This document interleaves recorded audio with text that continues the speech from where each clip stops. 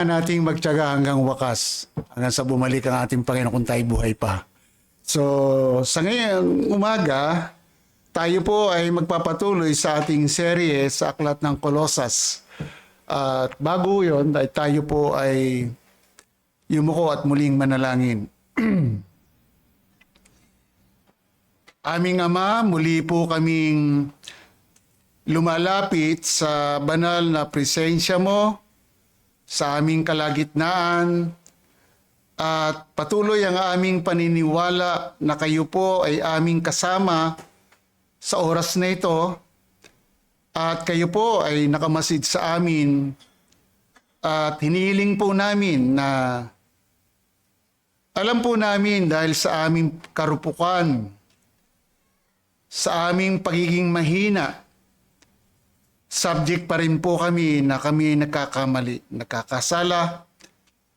Kung mayroon po kayong nakikita sa aming pagkatao, sa aming puso, na bahid ng kasalanan na pwedeng maging bara o hadlang sa pagkaunawa namin sa inyong salita, hayaan po ninyo na sa pamamagitan po ng aming Panginoon Kristo na patuloy na namamagitan sa amin ay kami ay inyong patawarin.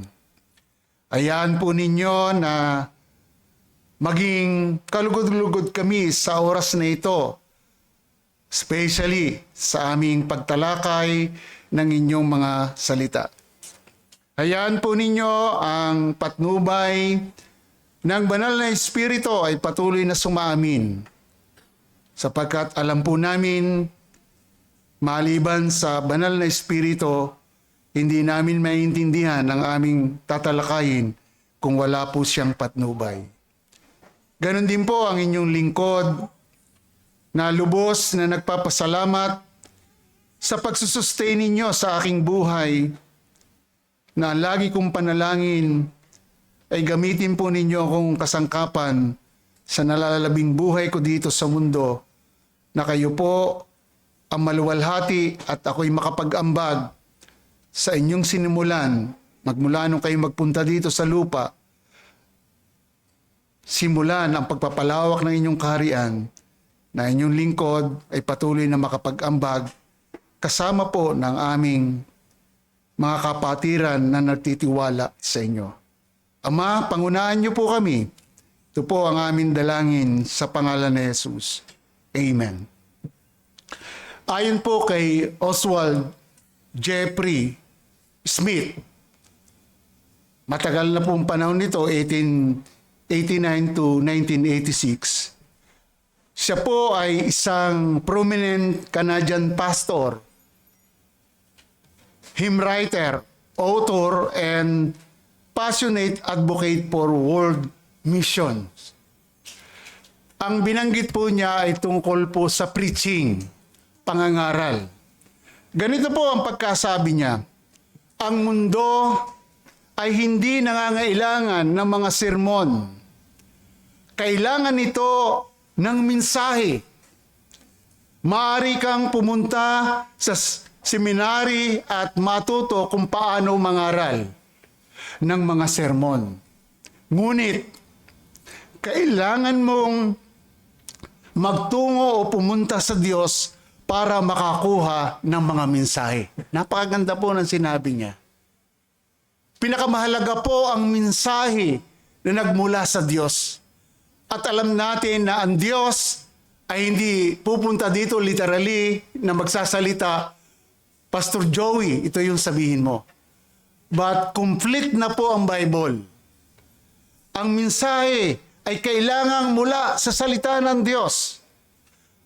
Ang salita ay si Kristo. John chapter 1 verse 1. At ang salita ay alam natin naging tao, na nirahan sa piling natin, panahon ng mga apostol, at sa ating panahon na abot tayo ng banal na salita ng Diyos. Sa pangangaral po mga kapatid, dapat nakasentro kay Kristo, na dapat marinig ng mundo o ng bawat isa sa atin. Si Christ, Word, Gospel. Siya yung biyaya ng Diyos na ibinigay sa sangkatauhan. Ito ang pinapahayag ni Pablo ayon sa ating teksto. Ang sabi ng verse 28 sa translation na English Standard Version, Him we proclaim. Siya yung pinapangaral ni na Pablo. Siya yung aming pinapahayag. At maliwanag din po ito sa mga taga-Korinto. Kasi kung nabasa po natin ang 1 Corinthians chapter 2 verse 2, ang sabi po ni Pablo sa taga-Korinto, sapagkat aking ipinasyang walang anumang malaman sa gitna ninyo, maliban na si Hesukristo na siya na ipinako sa krus. Gospel!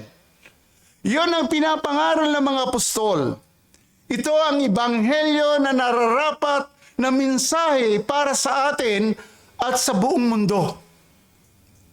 Dito sa ating teksto, mapapansin natin na si Pablo ay nagdurusa sa kapakanan ng iglesia at sa kapakanan ng ebanghelyo. Siya ay papunta ayon sa ating parallel kanina na binasa, papunta siya ng Jerusalem. Pero sabi niya, hindi niya alam ang mangyayari. Pero hindi niya tinuring ang kanyang sarili na mahalaga. Ang sabi niya, magpapatotoo siya tungkol sa mabuting balita ng kaligtasan. Kaya dito po ay sinulat ni Pablo mula sa bilangguan na ang Colossus chapter 1 verse 24 to 29 na siya ay nagtatanggol sa kanyang apostolikong ministeryo laban sa mga huwad na guro sa Colossus. Teka, timbangin ko aking sarili, napapalakas na naman ang boses ko. Kasi po, Batanggenyo po ako. Alam niyo, taga Batangas, pag nakipagkwentuhan, labasan na ang litin niya. Kala mo nag-aaway na. Sanay po sa malalakas ang boses. So, binibigyan din po dito ang kanyang masayang pagdurusa, suffering, ay para sa iglesia, partikular dito sa Colossus. Ang kanyang pangangasiwa sa pagsisiwalat, pagpapakalat ng misteryo na si Kristo ay nasa inyo. Ang pag-asa ng kaluwalhatian sa mga hintil at ang kanyang pagpapagal upang ipakita ang lahat ng mananampalataya na may maturidad o mature kay Kristo. So mga kapatid, sumulat nga si Pablo mula sa bilangguan, malamang ito'y sa Roma, habang binabanggit niya ang kanyang mga paghihirap para sa iglesia. Kumbaga habang tinitingnan natin yung buhay ni Pablo, kaya kayo, kung kayo magbabasa ng Biblia, ang ganda ng buhay ni Pablo. Alam naman natin si Pablo, taga-usig ng mga Kristiyano. Pero magmula nung makakilala, talagang inialay niya ang kanyang buhay sa Panginoon. Ipinaliwanag ni Pablo ang kanyang atas o tungkulin na ipaalam ang misteryo o yung hiwaga na nakatago sa mahabang panahon, mga kapatid. Na si Kristo ay nasa mga hintil, na siyang pag-asa ng kaluwalhatian. Ito ay inihula na po, mga kapatid, nung pa sa Isaiah 66 verse 19. May translation na binanggit sa mga Gentiles, sa iba mga nation, ibang nasyon. Ang layunin ni Pablo ay ipahayag siya, pinapayuhan at tinuturuan ang lahat na may karunungan at ipakita silang kumpleto, matured kay Kristo. So, ito rin po ay paglaban sa mga maling turo na kontrahin ang mga maling aral na kumakalat po sa Colossus. That time, na-discuss naman natin yan. Kumbaga, sa pagpapatibay po ng kasapatan ni Kristo, natalakay natin yan. Dito nilalarawan ni Pablo ang kanyang sarili bilang isang lingkod. Tagapangasiwa ng iglesia at nagagalak siya sa kanyang sakripisyo, sacrifice, pagdurusa na iniuugnay niya sa mga paghihirap ni Kristo. Mapansin po natin yan. Sapat ang Panginoong Hesus, mga kapatid, sa pangangailangan ng bawat mensahero ng Ebanghelyo kahit sa sitwasyon ng pagdurusa, alang-alang po sa iglesia at mabuting balita ng kaligtasan, which is yung gospel. Ang magpastor mahirap po. Kailangan ng iba, parang ang iba gustong-gusto magpastor. Naku po, hindi ko pinangarap yan. Pero ang tanong ko, ba't ako nailagay dito? Ang pangarap ko lang maging musician. Mga kapatid, kaya pag-usapan natin ngayong umaga, yung topic na Christ-centeredness and suffering for the gospel. Nakasentro kay Kristo at pagdurusa para sa Ebanghelyo. So ito ay hindi pag-discourage sa mga nagnanais maglingkod sa Panginoon. Tayong lahat makakaranas ng sufferings the way na tayo ay nagbabahagi ng Ebanghelyo. Naalala ko si Pastor Jamie, si Jimmy Valencia. Matapang siyang mangaral. Gusto ko lang i-share sa inyo. Nangangaral siya na merong lasing. Huwag kayong maniwala dyan. Hindi totoo ang sinasabi niyan. Inaalipusta si Pastor Jimmy. Alam niyo, kinabukasan, yung nagsasabi na matay. Hindi naman pinanalangin ni Pastor Jimmy. Totoo po yun. Kaya mayroon talagang pagdurusa. Kaya ang mensahe ko po sa umagang ito, ang sentro ng pagpapahayag ay dapat si Kristo na ang mangangaral ay handang magdusa alang-alang sa Ebanghelyong nagliligtas at pagpapatibay sa mga mananampalataya. Mga serban, yan po ang lakarin natin. So mga kapatid, may 3 puntos po tayong pag-uusapan. Una, suffering for the church, verse 24. Then ikalwa, the ministry and the mystery, verse 25 to 27. Then ikatlo po, proclamation in goal, verse 28 to 29. Unahin po natin yung pagdurusa para sa iglesia. Ang sabi po ng verse 24, pansinin nyo, ngayon nagagalak ako, take note, ngayon nagagalak ako sa aking pagtitiis, alang-alang sa inyo, ang inyo dito, yung iglesia sa Colosas. At sa aking lamang ay pinupunan ko ang kakulangan sa paghihirap ni Kristo alang-alang sa kanyang katawan, which is iglesia na siyang iglesia nga po, mga kapatid. So, nakita ni Pablo ang kanyang pagkabilanggo at mga paghihirap bilang isang sacrifice love na nagsisilbi, nagpapalakas at nagpapatibay sa iglesia, particular nga po dito sa Colosas, iglesia sa Colosas. So, na siya ay sumusunod sa halimbawa ng pagdurusa ni Kristo para sa kanyang mga tao.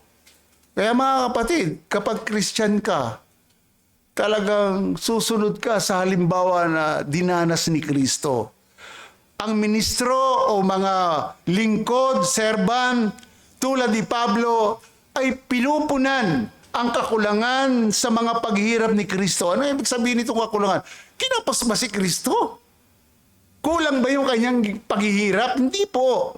Ibig sabihin, tinatanggap niya ang pagdurusa para sa kapakanan ng iglesia upang isulong ang alin ng Ebanghelyo na nakikita bilang isang tanda ng tunay na pangangasiwa.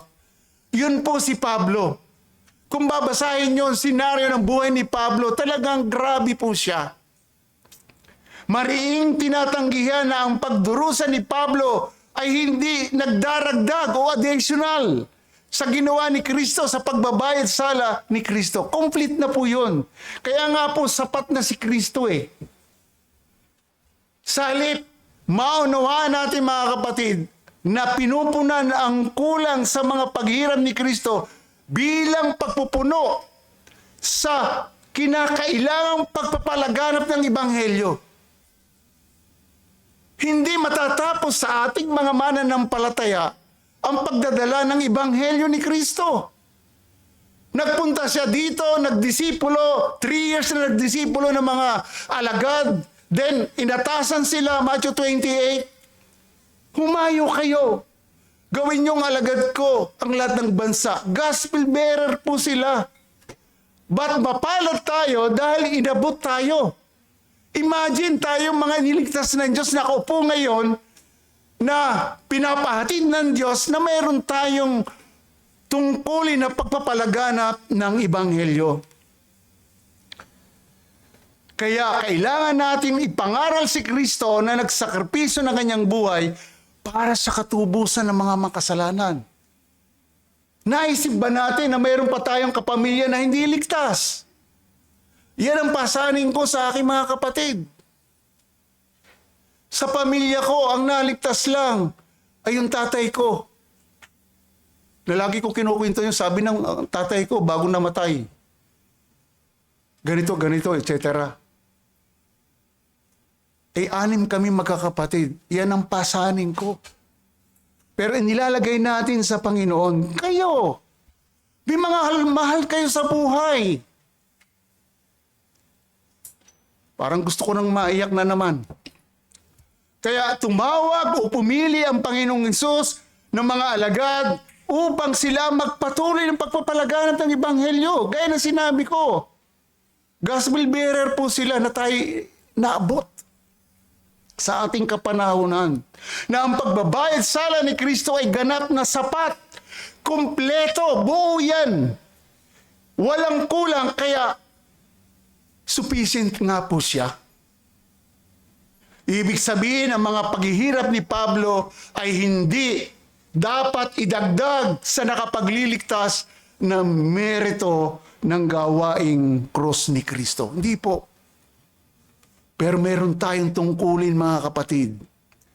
Sa halip ito'y tumutukoy sa mga kinakailangang pagdurusa para may palaganap ang Ebanghelyo sa iglesia at sa buong mundo. Alam nyo, ipanalangin natin sa sarili natin na tayo makapag-ambag kahit man lang isang kaluluwa na makapagbahagi tayo. Laging nababanggit sa pulpito, isa mang kaluluwa ang maligtas. Libu-libong anghel ang nagkakatuwaan kapag mayroong isang nagbalik loob sa Diyos. Na ang isang tunay na Kristiyano ay naghahanda sa isang tao na dumanas ng pagdurusa alang-alang kay Kristo sa kanyang pagbabahagi ng Ebanghelyo.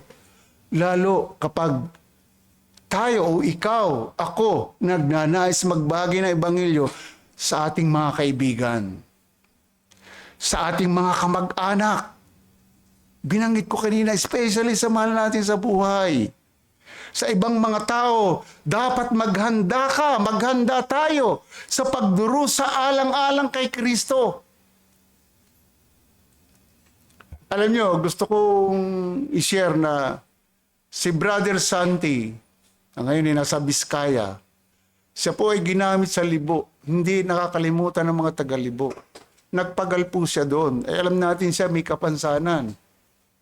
Alam nyo, na-recall na naman ako kayo magpunta doon kasi after kulang-kulang na 30 years na ako'y nakabalik doon. Natandaan pa nila ako. Na sabi, naalala ko si Brother Santi, nangangaral siya, mayroong buntis, pinagtatawanan siya, sabi wag maniwala. Kasi may kapansanan siya eh. Nung mga anak, 3 ang biak dito. Totoo pong nangyari yun. Mga kapatid, mayroong persecution na dinadanas ang mga lingkod ng Diyos. Pwede ba akong magkwento para makita nyo? Kasal ng kapatid ko, panganay namin, yung ate ko. Siyempre, Kristiyano na ako, nag-i-entertain ako ng maraming tao. Yung lolo ko sa pinsan, cowboy yun eh, matatas ang bibig nun eh. Born again ka pala? Hindi mo ba alam ang mga kinukulikta dyan binibigay sa pastor? Iwanan mo nga yung paniniwala mong yan. Tumungo lang ako. Ang mga tao nagtunguhan. Kasi ako postura, nag-i-entertain ng bisita. Ganun ang sinabi. Meaning, mayroon talagang persecution. paghihirap pag tayo po ay nagmiministeryo. So, kaya ang pinupunto ko po mga kapatid, ang maging lingkod ng Ebanghelyo sa larangan ng pagpapalaganap ay hindi madali. Bagamat may kagalakan, subalit mayroong hirap at pagdurusa. Iyan po ang totoo. Maraming nakakaranas. Naranasan ko sa Pilillo Island. Bago ka makatawid sa Bible study namin noon, magtatanggal kami ng damit hanggang liig kasi ang tatawirin na malawak na ilog, nakataas yung mga damit. Napakahirap po. Ang sabi ni Spurgeon, binibigyan diin ni Spurgeon na nagagalak si Pablo sa mga paghihirap para sa kapakanan ng iglesia, na nakikita ng mga ito bilang mahalaga para sa ministeryo. Hindi po madali magministeryo, may pagluha. Nung dumaan ako sa matinding pagkakasakit, tumutulo ang luha ko, Panginoon, tapos na ba ang mission ko? Salamat sa Diyos. Baka meron pa talaga akong gagawin. Kaya ang unang challenge ko po sa ating unang main point, suffering for the church. Mga kapatid, bawat mananampalataya ay may tungkulin na ibahagi ang Ebanghelyong nagliligtas sa mga tao. Sa mga mahal mo sa buhay, bagamat mahirap, totoo po, kasama tayo sa Great Commission na ibinigay sa mga alagad. Anong sabi sa talata? Matthew 28, I think, verse 20 or 19. Ang sabi 19, humayo kayo, gawin niyong alagad ang ladang bansa. Turuan niyo sila sa lahat ng pinag-uutos ko sa inyo. Ano bang pinag-uutos? Pakalawakin ang kingdom ng Diyos. Kaya sabi ko kanina, at least ikaw ako makapag-ambag man lang na gamitin tayong instrumento na makapag-akay sa paanan ng Panginoon. Ibahagi ang Ebanghelyo. Ako, gusto kong sumama sa bagong pangalan ngayon ng SD. Gospel Sharing Ministry. Nakikita ko yung mga picture, sabi ko, salamat to sa mga kapatid na ito. Nagtsatsaga sa mga street children, na minsan ilang araw nang hindi naliligo, taong grasa. Wala tayong pipiliing tao dahil may kaluluwa sila na marumi dahil sa kasalanan. Sabi ni J.C. Riles about joy in the cross. Si Riles believed that a Christian's hardship are appointed for service and that the cross is a gift to be embraced. Tama. Kumbaga isipin natin, ang ating paghihirap bilang Kristiyano, itinalaga ng Diyos bilang paglilingkod at itanim natin sa isipan ang krus ay isang regalo na ating yakapin. Kapag iniisip mo ba ang krus, ano ang tumatatak sa puso mo? Ang asawa ko, hindi ko makakalimutan, pag pinag-usapan ang krus ni Kristo, tumutulo ang luha niya. Mga kapatid, ikalawa po, the ministry in the mystery. Ang sabi po ng verse 25, basahin natin hanggang 27. Ako'y naging ministro nito ayon sa katungkulang pinagkatiwala ng Diyos sa akin para sa inyo, upang lubos na maipahayag ang salita ng Diyos. 26. Ang hiwaga na nakatago sa lahat ng mga panahon at mga salinlahi, ngunit ngayon ipinahayag sa kanyang mga banal. 27.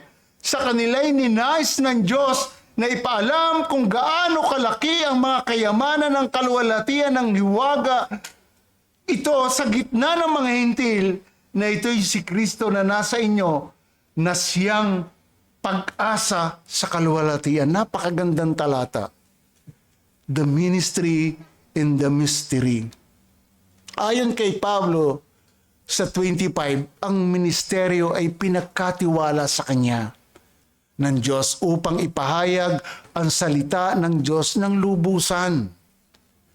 Tulad ni Pablo bilang isang katiwala ng Diyos, tinawag upang ipangaral ang ebanghelyo ng buo maging sa mga Gentiles. Kung naalala nyo si Pablo, alam natin taga-usik siya. Naglalakad siya sa daan Damasco. Biglang kumislap. Nabulag siya. Nadapa siya. Napahiga siya. Saulo, Saulo, bakit mo ako pinag-uusig? Sino po kayo? Ako ang Panginoon mo. Tumayo ka. Inaatasan kita sa mga kababayan mo, iingatan kita, at sa mga Gentiles, isusugo kita para ipangaral ang mabuting balita. Yan po si Pablo. So sabi doon sa verse 17 ng Acts chapter 26 verse 17, ililigtas kita sa mga kababayan mo at sa mga hintil na nasa kanila'y isinusugo kita. Tayo, Gentiles tayo. Meaning, hindi tayo Hudyo. Imagine ilan tayo dito. Naabot tayo. Pinagkatiwala ng Diyos ang hiwagang ito kay Pablo na matagal na panahon na inilihim, na ibinunyag sa panahon nila at sa atin, na ang biyayang kaligtasan ay pinagkaloob sa atin, mga kapatid. Nabiyayaan lang tayo ng kaligtasan, pero minsan patawarin tayo ng Diyos, minsan pinababayaan natin. Sorry. I-treasure natin yon. Ang magandang tingnan natin dito, ninais ito ng Diyos. Iyon ang maganda po doon. Ninais ng Diyos na ipaalam kung gaano kalaki ang mga kayamanan ng kaluwalhatian ng hiwagang ito. Ano sabi sa verse 27? At sa kanila'y ninais ng Diyos. Take note, desire ng God. Hindi mo desire. Ninais ng Diyos. Ano? Ano ang ninais ng Diyos? Ang sabi, sa kanila'y ninais ng Diyos na ipaalam kung gaano kalaki ang kayamanan ng kaluwalhatian ng hiwagang ito sa gitna ng mga hintil, na ito'y si Kristo na nasa inyo, na siyang pag-asa sa kaluwalhatian. Grabe po. Wala tayong miniti yung kaluwalhatian. Iyon ang direksyon ng ating buhay. Babala, mga kapatid. Sa pag-asa ng kaluwalhatian, dapat nating maunawaan, kung wala si Kristo sa atin, wala tayong mabuting dahilan para umasa tayo na maliligtas at makikita ang kaluwalhatian ng Diyos, hinding-hindi kung wala si Kristo. Kaya gusto kong i-challenge na ang lahat ng visitors natin, lahat ng wala sa Panginoon.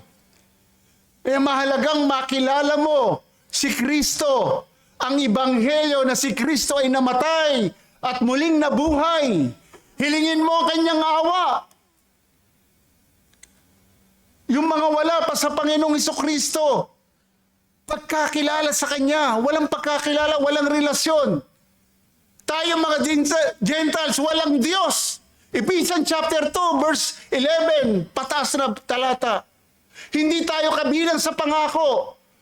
Wala talaga tayong Diyos. But now, yung hiwagang ito na nalihim na matagal na panahon, inihayag sa panahon ni Pablo. Naabot ang mga Gentiles tulad natin. Kaya challenge kita. Pinakamahalaga sa buhay, yung pag-asa sa kaluwalhatian ng kaligtasan natin. Kahit tagumpay ka sa buhay, kahit ikaw ay maraming narating sa buhay, mayaman ka, mahirap ka, naghihikaos ka, may sakit ka, kung wala ka kay Kristo, useless ang buhay. Mawawala ka dito sa mundo, saan ka pupunta? Mapapahamak ka. Kaya challenge kita. It's about time. Ito na ang oras. Hilingin mo ang awa ng Diyos na maligtas ka. Kahabagan tayo ng Diyos. Kaya ang misteryong ito, mahabang panahon na nakatago, ngunit dahil sa biyaya at habag ng Diyos, nahayag sa ating mga hintil ang hiwagang ito. Grabe po. Ang misteryo na matagal nang nakatago ay pagsasama ng mga Gentiles at ang katotohanan ng Kristo na nasa iyo, ang pag-asa ng kaluwalhatian. Tatamasahin mo yon. Ang nakatagong katotohanan ito'y nahayag ngayon. Tayong hindi nakakaunawa sa hiwagang ito, pinaunawa sa atin ng Diyos. Bakit? Desire niya eh. Isipin nyo, desire ng Diyos. Hindi mo desire. Wala kang bahagi dito. Ang Diyos ang gumawa nito. Ang Diyos ang nagnais na ipaalam sa iyo ang biyayang ito ng kaligtasan. Hindi dahil na tayo ay marurunong, matalino, kundi ito ay sapatnubay ng banal na Espiritu. Kapag pinapangaral ang mabuting balita, ang kamatayan at muling pagkabuhay ni Kristo, ang banal na Espiritu ay kumikilos na magugulat ka na lang sa sarili mo. Nagkaroon na ng pagbabago sa loob mo. Nagkaroon na ng regeneration. Nabuhay ka na sa Espiritu. Kaya ikaw ay tutugon. Naalala nyo sa lahat ng nandito kahapon? May pagtugon. Yun ay dahil sa gawa ng Diyos. Si Kristo ay nasa mga Gentiles. Tayo mga hintil, hindi lamang para sa kanila sa mga Hudyo, kundi naabot tayo mga kapatid. Ang Kristo na nasa iyo ngayon ay ang nananahan na presensya ni Jesus na nangangako ng kaluwalhatian sa hinaharap sa mga sumampalataya sa Kanya. Binibigyan pansin po, binibigyan diin na ang misteryo na inihayag ay hindi lamang ang mga hintil ay naligtas, kundi ito yung maganda. Kundi si Jesus mismo ay naninirahan sa puso ng mananampalataya sa pamamagitan ng banal na Espiritu. Kaya ang point natin, ang pananahan ni Kristo bilang puso ng tunay na kabanalan at batayan ng pag-asa sa kaluwalhatian ay nasa ating mga mananampalataya. Kasi pinabanal na tayo ng Diyos at patuloy na pinababanal. Gusto kong i-quote po, napakatagal na panahon na ito, si Richard Baxter, 1615 to 1691. Isang prominent English Puritan pastor and writer about mystery. Pakinggan po ninyo. Ang misteryo na ito na si Kristo ay nasa mga Gentiles na nagbibigay sa kanila ng pag-asa ng kaluwalhatian ay naging sentro ng kanyang pagkaunawa sa pagiging pangkalahatan ng Ebanghelyo. Tumutok sa misteryo na ang kayamanan ng kaluwalhatian ng misteryong ito, si Kristo ay nasa iyo. Ang buod ng pagpapahayag ng Ebanghelyo na ginagawang makalangit na buhay ang mga mananampalataya. Alam niyo, yung buhay natin ngayon may patikim na sa makalangit na buhay. Habang nakikita ang pagbabago sa ating buhay, na yun naman ang mangyayari na magkaroon ng kaganapan pagdating ng panahon na makasama natin ang Panginoon. May patikim na ngayon. Dahil inaalalayan tayo ng Diyos na mamagitan si Kristo patuloy kapag tayo nagkakamali at ang daming kaparaanan ng biyaya na ibinigay sa atin para masustain ang ating lakbayin na nagpipersevere tayo hanggang makarating sa kaluwalhatian. Napakabuti ng Diyos, mga kapatid. Pangatlo, una, suffering for the church, then the ministry and the misteryo. So ngayon, proclamation in goal, pagproklamasyon at layunin. Ang sabi po ng 28, siya ang aming ipinapahayag na binabalaan ng bawat tao at tinuturuan ng bawat tao sa buong karunungan upang ang lahat ay maiharap naming sakdal kay Kristo. 29, dahil dito'y nagpapagal din naman ako at nagsisikap ayon sa kanyang paggawa na gumagawa sa akin na may kapangyarihan. Ayun si Pablo, kaya nakatayo siya hanggang sa siya'y mamatay na nagmiministeryo. proclamation in goal. Unang-unang makikita natin ang sentrong pangangaral ay tungkol kay Kristo. Christ-centered. Ang sabi ng verse 28a, siya ang aming ipinapahayag. Sinong siya? Si Christ. Ang focus ng ministeryo ay hindi moralismo o pilosopiya ng tao, kundi sa Kanya, si Kristo mismo. Ito nga ang sinabi ni Pablo sa mga taga-Korinto na nabanggit ko kanina. Ulitin kong basahin. 1 Corinthians 2:2, sapagkat aking ipinasyang walang anumang malaman sa gitna ninyo, maliban na si Kristo at siya na ipinako sa krus. Yan po ang puso ni Pablo. Hindi mga kwento ng mga alamat ang pinapangaral ni Pablo, at kahit sa panahon natin, huwag yung mga kwentong alamat. Kwentong para matawa lamang ang nakikinig. Palasak na palasak ngayon. Galing naman ni Pastor, ang dami kong tawa. Eh ano, misay? Hindi, basta natawa ako eh. Ayun na yun.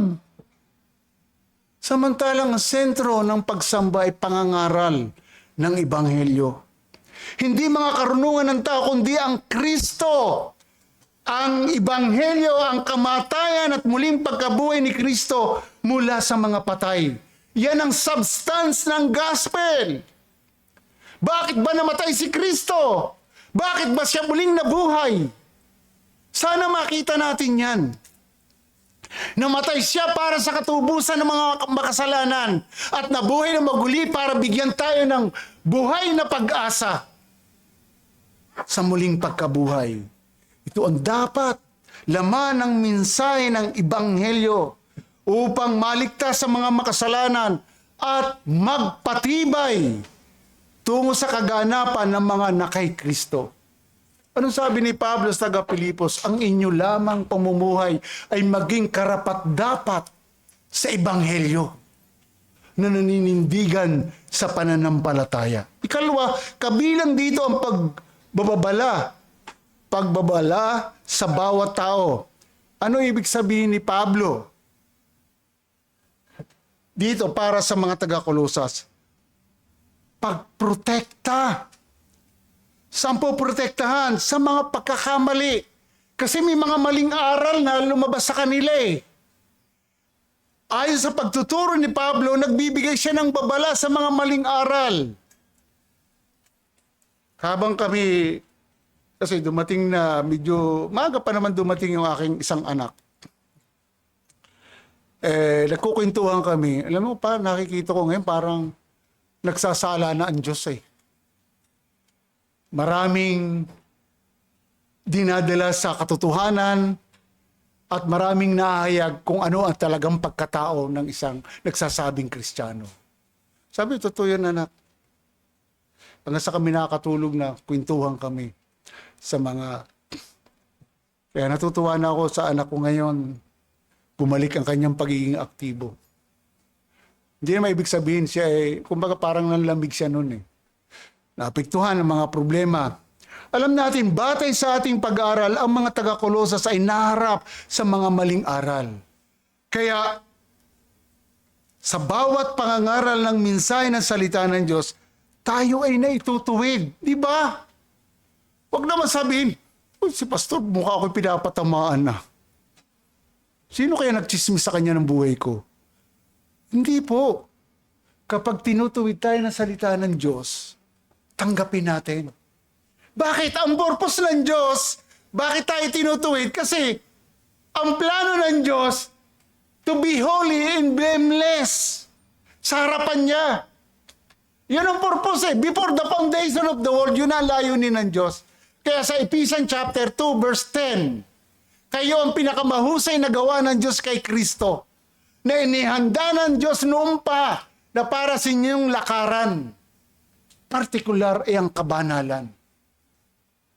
Gawang mabuti, kabanalan. So mga kapatid, kaya tayo ay pinababanal patuloy ng salita ng katotohanan. Alam ba ninyo, gusto kong i-recall natin, napakabuti talaga ng Diyos kasi yung kanyang mga tao, partikular ang kanyang mga alagad, nag-pray na ang Panginoong Hesus sa John chapter 17, di ba? Kung babasahin ninyo yun, ang sabi niya, hindi lang sila ang pinagpipray ko, pati yung mga maniniwala sa kanila. Ay, tingnan yung prayer sa verse 17. Ano ang prayer ng Panginoong Hesus? Sa John 17 verse 17, pabanalin mo sila sa mga katotohanan, ang salita mo'y katotohanan. Wow! Di ba? Mismo ang Panginoong Hesus na nagsakripisyo ng buhay, nagpray na siya. Kasama na tayo doon na nakakilala sa Kanya. At yung makakakilala pa, naka-include na sa prayer before pa lang, na pabanalin mo sila sa salita ng katotohanan at ang salita mo'y katotohanan. Pangatlo, pagtuturo sa bawat tao. Pagtuturo sa katotohanan. Yung karunungan ng Diyos kung saan nakatago ang lahat ng kayamanan, ng kaalaman at karunungan na ito ay si Kristo. Kaya nga, napaka-blessed mo kapag nakilala mo si Kristo.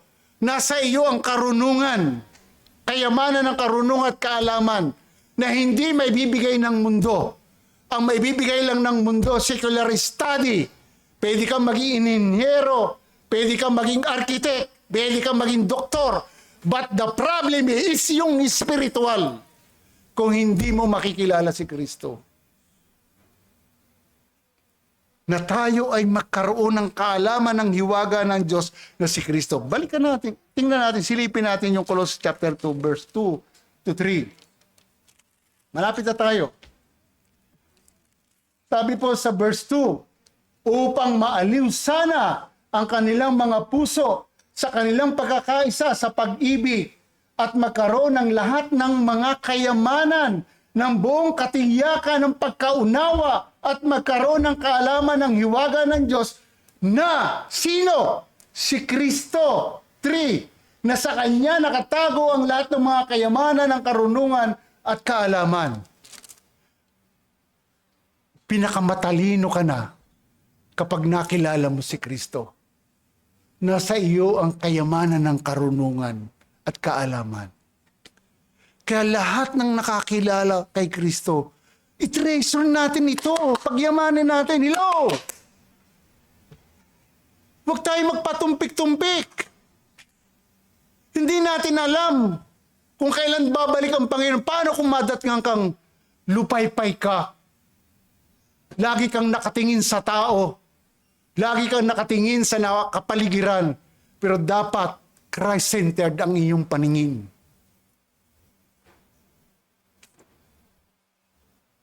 Pang-apat, at ito yung huli, under ng main point, proclamation and goal. Yung pinakalayunin, ito yung huli. Ang pinakalayunin na ipakita ang bawat tao o mga tao niya o mga mananampalataya na maging mature. At sakdal kay Kristo Jesus upang makamit ang spiritual na kapanahunan. Ibig sabihin yung kasakdalan. Pagkumpleto na ang katumbas nito ay isang buhay sa kabanalan. Kaya nga, nagpipersevere tayo. Nadinig naman natin yung huling main point ni Pastor Manny Abena. Nagpipersevere tayo. Isang magandang makita natin dito, included sa atin, di lang kay Paul. Yung 29, anong sabi sa 29? Dahil dito ay nagpapagal din naman ako at nagsisikap ayon sa kanyang paggawa na gumagawa sa akin na may kapangyarihan. Alam nyo, ang pagpapatuloy natin sa kabanalan, general ito sa lahat ng mananampalataya. Kaya tayo nakakapag-persevere because doon sa divine power, divine energy na binibigay ng Diyos, hindi sa lakas natin. Mga kapatid, napakabuti ng Diyos. Kusa na ang loob na binigay yung kanyang buhay. Namatay at muling nabuhay. Hindi, lagi ko sinasabi dito sa pulpito, hindi something ito na nakaupo sa isang upo si Kristo na pakuya-kuya lang. Hindi. Continuous ang kanyang pagmimediate sa atin. Bakit? Hindi masisira ang plano ng Diyos.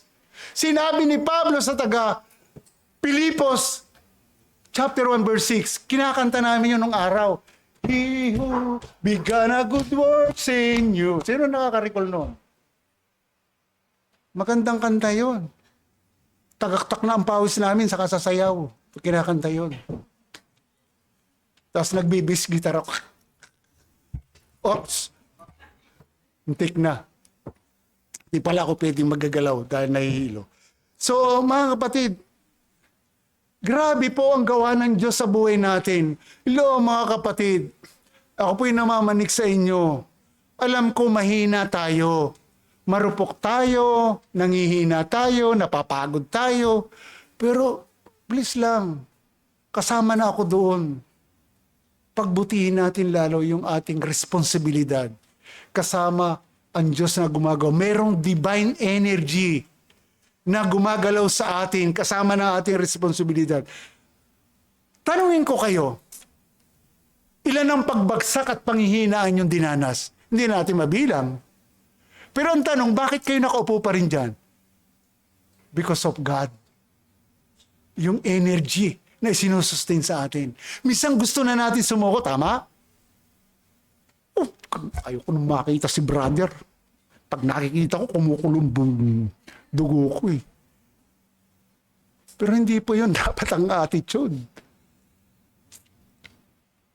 Mga kapatid, kaya sabi ko, no, kayo lumalakas, sabi ko, Panginoon, kung talagang isusustain mo pa, sabi ko nga, sasamantalahin ko na ito kasi di ko alam eh.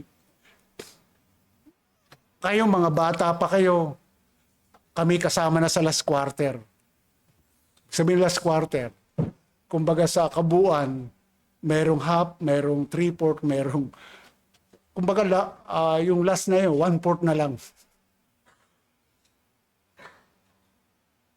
Kaya sabi ko, kami ni Pastor Tony, ni Pastor Bill, kumbaga kumbaga malapit na sa 70% ng makarating sa 100% na finish line.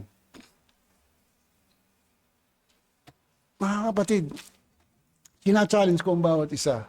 Ang point natin si Pablo ay nagpagal at naghirap, ngunit ginagawa niya ito sa pamamagitan ng kapangyarihan ni Kristo na gumagawa sa kanya ng makapangyarihang Diyos. Ganon din sa atin. Hindi pwedeng masira ang plano ng Diyos na pinlano na before the foundation of the world. Tanda natin. Ang tanong, kung talagang totoo kang na-convert, magpipersevere ka.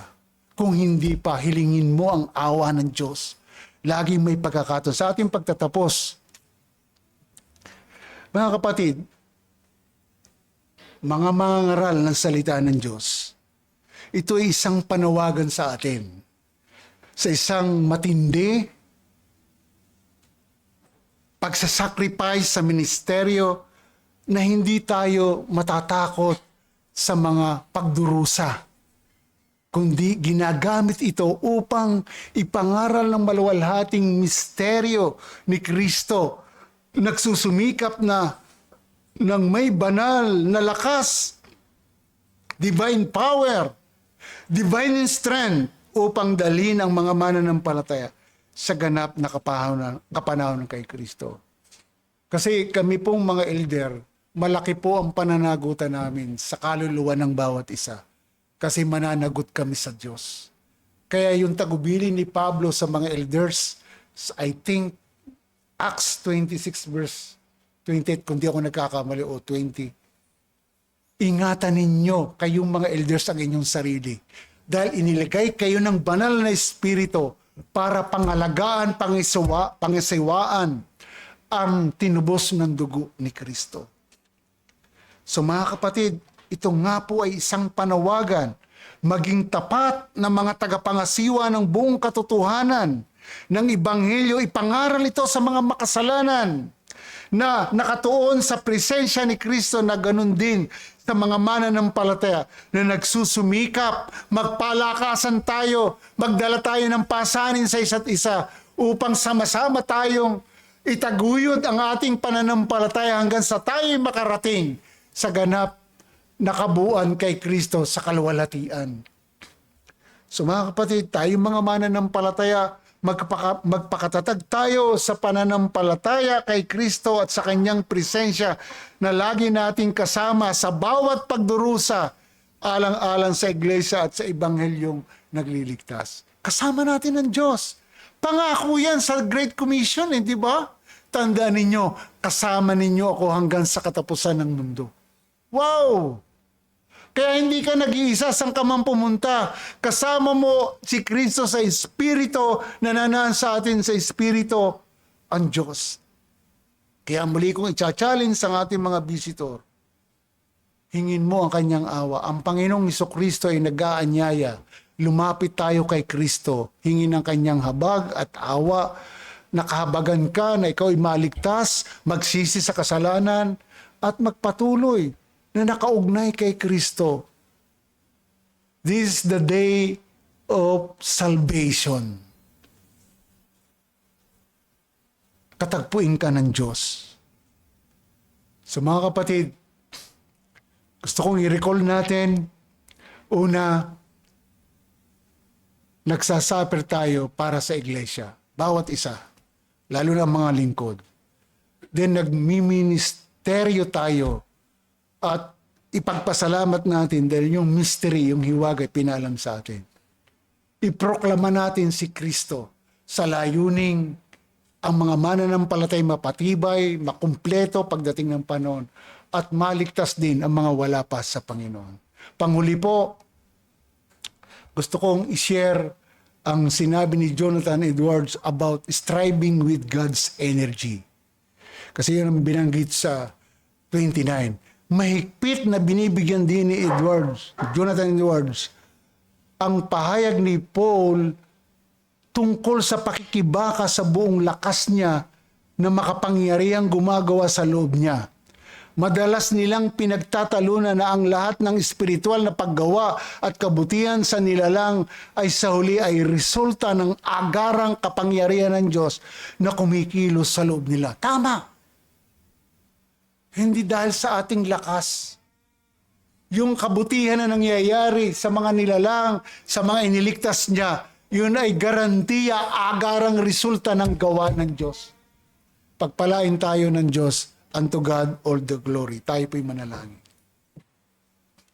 Ama, salamat po sa umagang ito na pinagkalob niyo sa amin, na minsan pa pinaunawa niyo sa amin ang mensahe na nais iparating ni Pablo sa kanyang mga sinulatan at naniniwala kami.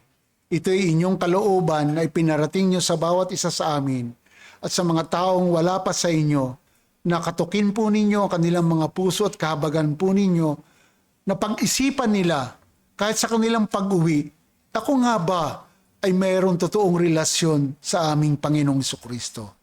Kahabagan ka nawa ng Diyos, mabiyayaan ka ng kaligtasan, at kami pong mga mananampalatay maging matibay hanggang sa muli niyong pagparito. Purihin po kayo. Ito po ang aming dalangin sa pangalan ni Jesus. Amen.